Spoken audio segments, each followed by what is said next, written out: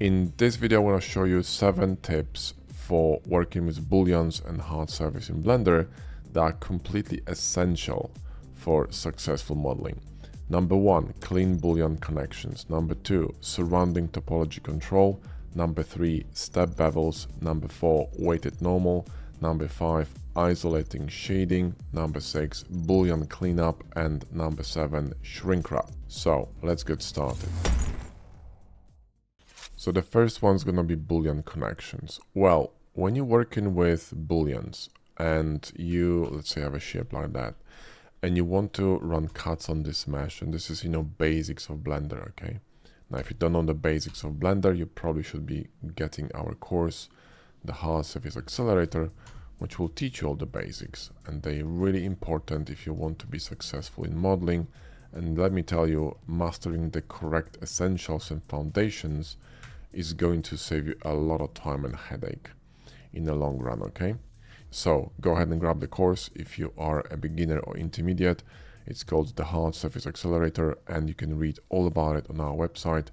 The link is in the video description and in the comment pinned below the video. So you see, when I run a Boolean here, right, this array of Booleans, I'm gonna have a lot of problems, and they're not even applied yet, because this cube is not really cut yet. I mean, the Boolean is still live and we already have a problem. Why? Because by default, Blender creates connections to these Booleans that are not very good. Okay, let me just run a uniquify here with hard ups and box cutters. I can duplicate this, and I'm gonna apply that, right? And remove the bevel, and you'll see the problem. See, the problem is the connections, these connections to the Booleans, right? Blender is gonna create 2 edges connecting each of these Booleans to the edge of the face they land on. The problem is the way that Blender creates these connections. They're completely crazy, right? So in order to clean that, it's really simple, right? What you wanna do is you wanna tell Blender before you apply the Boolean where you want these connections. It's really essential, okay? It's a good practice in terms of hard surface modeling. So I'm going to run a Boolean here with box cutter, okay? And I'm going to press K for knife and slash it, and my problem is gone, more or less, right? We still have some shading problems, but they're related to different issues, not the connections. So if I'm going to apply the Boolean now, you see my connection is going to be running in the middle, and it's perpendicular to all these edges, which is essential. Now, this is even more important when you're running something that's gonna have a circular cut. So watch this, right? If I'm gonna grab this cube here and run a circular cut here, and I'm gonna have a lot of, a lot of verts, right? And I'm gonna run a bevel on top of this, you can see that my bevel starts breaking here. Why? Because these edges are going to be connecting from here all the way to the corner, and the connection is very steep, and it's going to go through that bevel and distort it. Watch. So if I go to shading settings wireframe, you see what's happening? That's what's happening. That's what's going to happen when you apply the bevel. So the bevel isn't applied, granted, and you could also go here to bevel geometry and turn off the loop slide, but it's still going to affect other things like, whatever is lying on the outside of this Boolean or in a corner here, and these bevels on the edges here. So what you want to do instead, you want to always run perpendicular connections to Booleans, okay? So if I'm going to apply this nonsense, right, you want to run perpendicular connections to your Booleans like that, okay? And you want to remove this nonsense, right? And this is going to create a much cleaner connection between these 2 bevels. That's what you want to do. So every time you run a Boolean, clean it, okay? Don't do this. This is amateur stuff. That's how pros work, okay? Next one's gonna be controlling the surrounding topology. So let's say I have a cut here, right? Let's just run a cut here like this. And run a bevel on it, kind of generous bevel, right? And I'm going to apply this cutter. So let's multiply, and I'm going to run another cutter, right? Like this. You see what's happening here is that my bevel is so large that it's going to be flipping under itself, and Simply the surrounding topology is not able to accommodate what I'm trying to achieve here.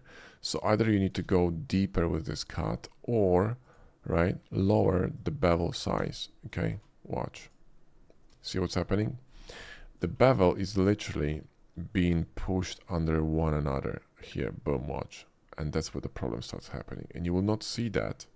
It might be completely invisible here, but you have an issue, because these bevels are flipped under one another. And if I apply this, right, you'll see there's gonna be a problem. Look at this. This is a mess. You see that?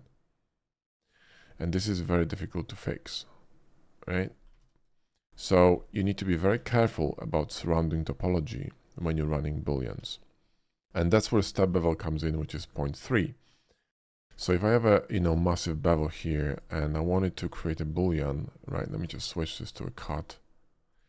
By the way, if you want to learn how to work with add-ons and know how I perform all these operations so quickly, then grab our course, The Ultimate Guide to Hardops and Box Cutter, which is going to basically teach you how to work 8 times faster in Blender using add-ons, and you can perform all these mundane tasks in literally 1 or 2 clicks. It's a complete game changer. This course is phenomenal. It covers all the tools, menus that you need. I'll show you my personal workflow, which is a result of 6 years of me teaching and using these add-ons on a daily basis. And there's also a section on practical use of these add-ons. We're going to be modeling this cool sci-fi truck. There's also an advanced section in which I'm going to be discussing all these settings here, which is, a lot of them.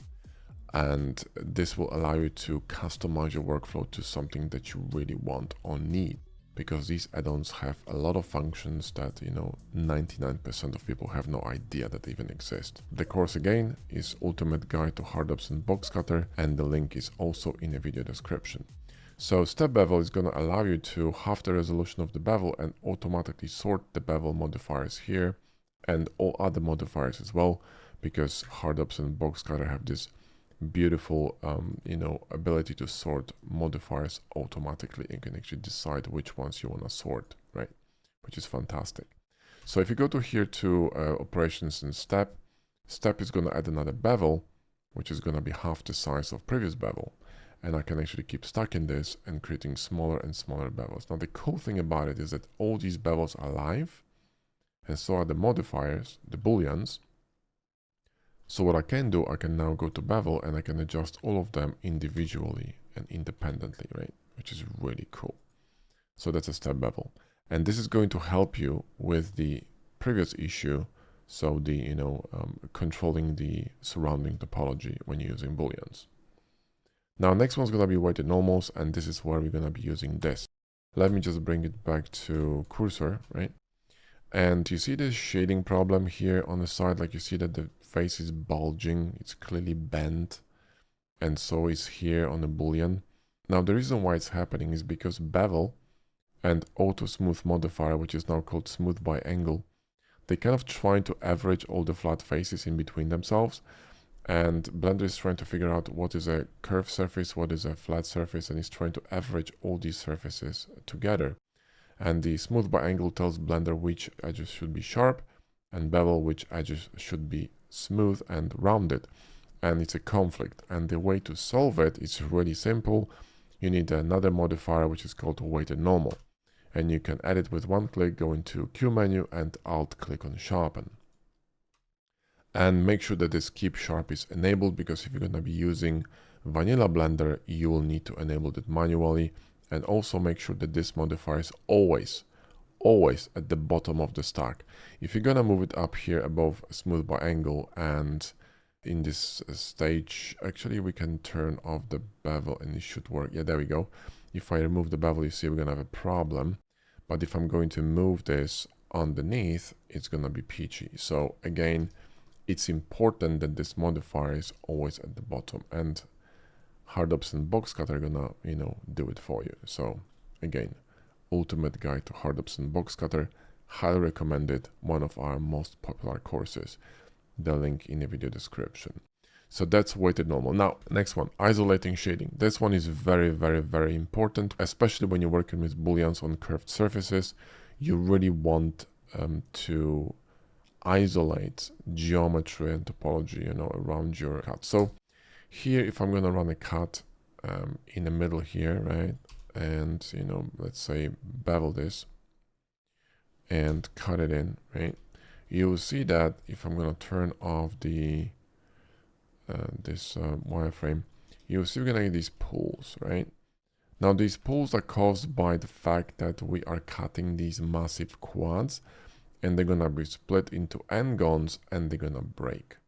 So what you want to do in order to mitigate this, you want to isolate your cut on all the sides and also in the middle, you know, as much as possible, right? You see, already is much better because now we are bending much smaller surfaces. Do you understand how it works? Because the geometries will try to follow the curvature, and if it's too large, it's going to bend, right? Because you can bend quads and you can bend n-gons. You know, this can be bent. You see there's like a crease when I bend it, right? Triangles cannot be bent, but quads and n-gons can. So you want to isolate it, and if you're going to sharpen this, right, then you want to also make sure that, you know, all these things are here nicely connected. Maybe we can run even this here, I don't know. And if I'm going to run a bevel on top of this, should be a little bit better, right?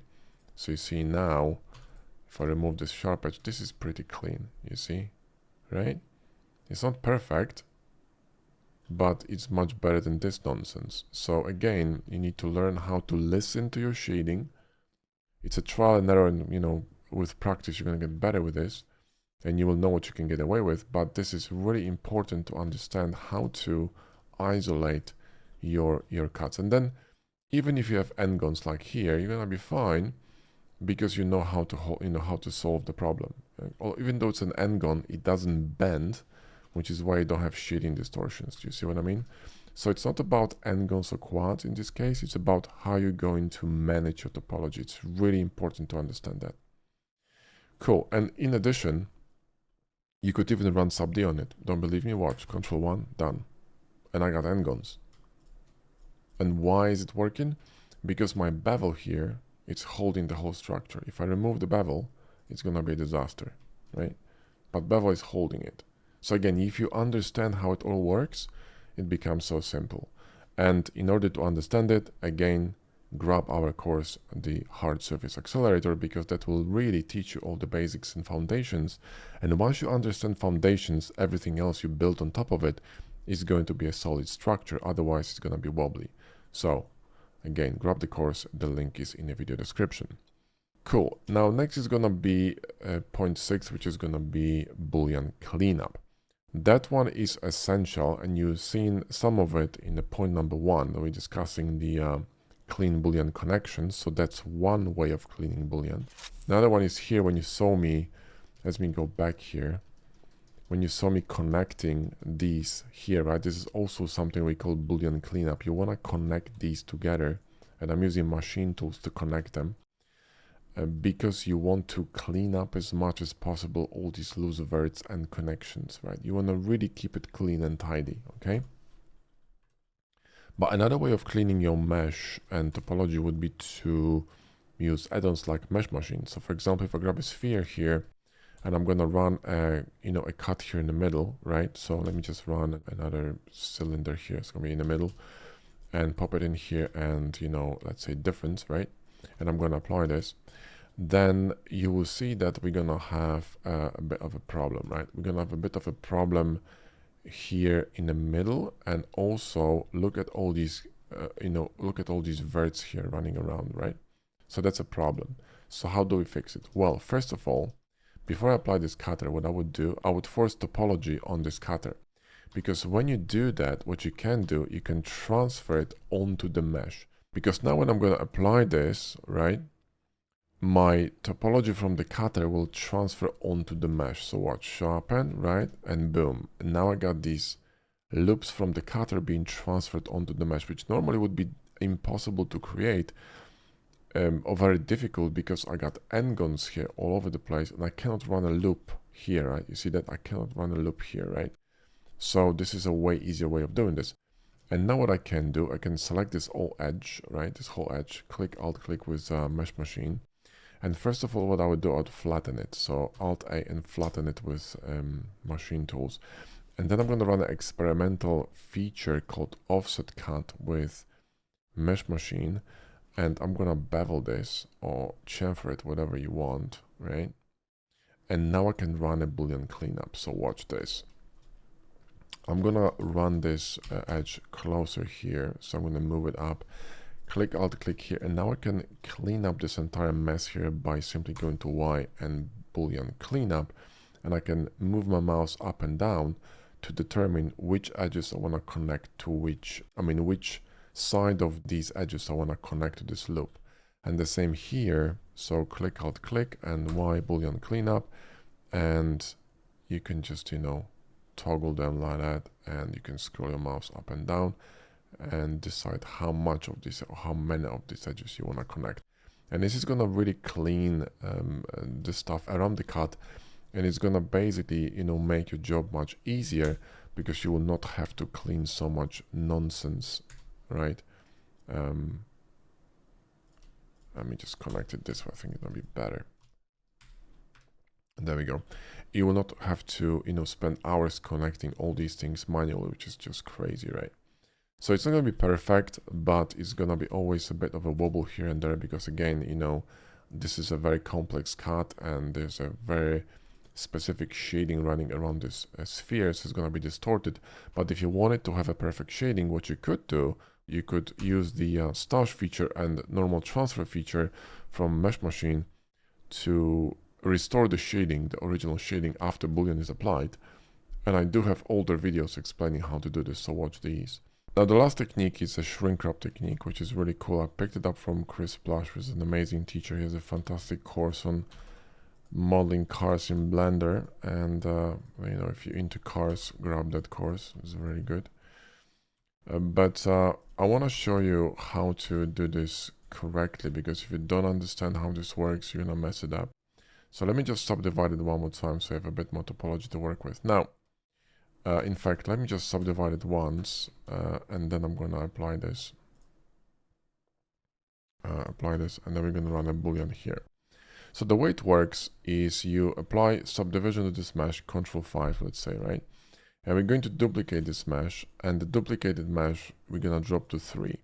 You want to have a difference of subdivision about 2 levels between the mesh that's going to be a backup mesh, right? Which is the mesh that's going to, or base mesh, you can call it base mesh, which is going to be the mesh we're going to be shrink wrapping to. And the mesh we're going to be shrink wrapping has to be about 3 levels of subdivision lower, otherwise it will not work for you, okay? So let's just shade them smooth. And now what we're going to do, we're going to grab this mesh with 3 levels of subdivision, and we're going to run a Boolean on this mesh, okay? So somewhere here, we're going to run a Boolean, all right? Like this. And let's just make sure it goes through, yeah? There we go. And apply it, okay? Now, we're going to combine all these edges here together. Let me just turn off this subdivision for a sec.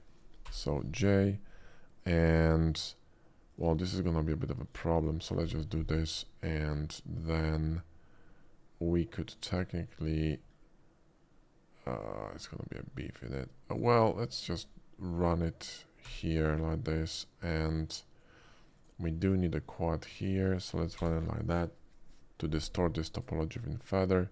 We could combine these two here into one, and these two could be combined into one J, and these two could be merged together as well, and this one here too. Now the reason why I did it this way is because I don't want to change the edges of this mesh, okay? I don't want to alter anything around around this. In fact, you know what we could do?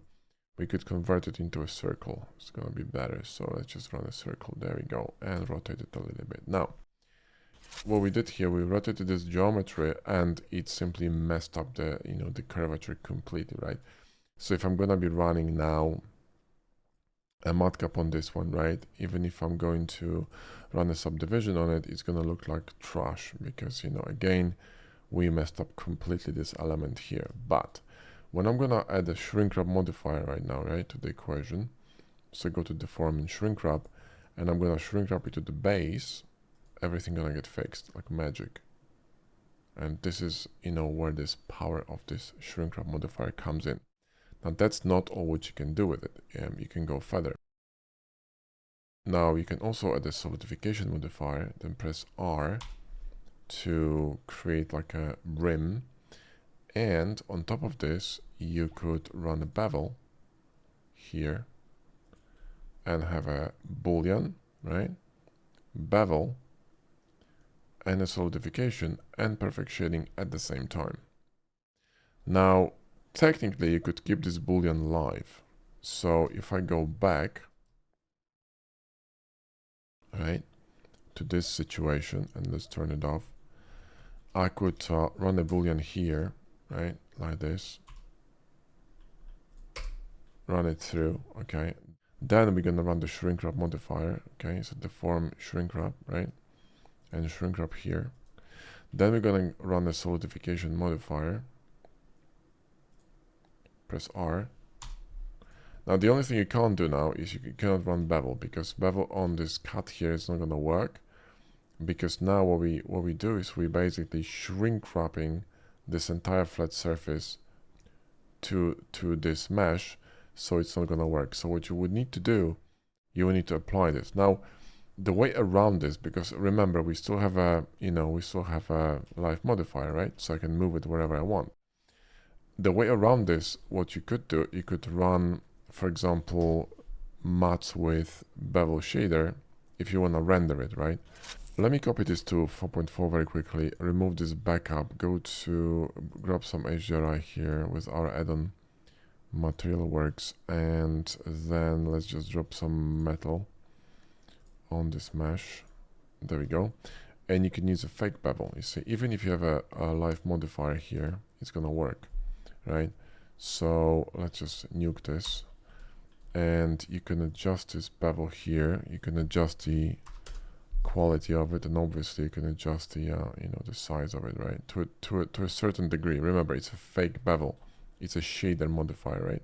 This is great for when you're creating concepts and you want to create some really smooth shading for your models. You can do that very easily by using these simple techniques: Shrinkrop and a live modifier Boolean, and obviously a bevel shader.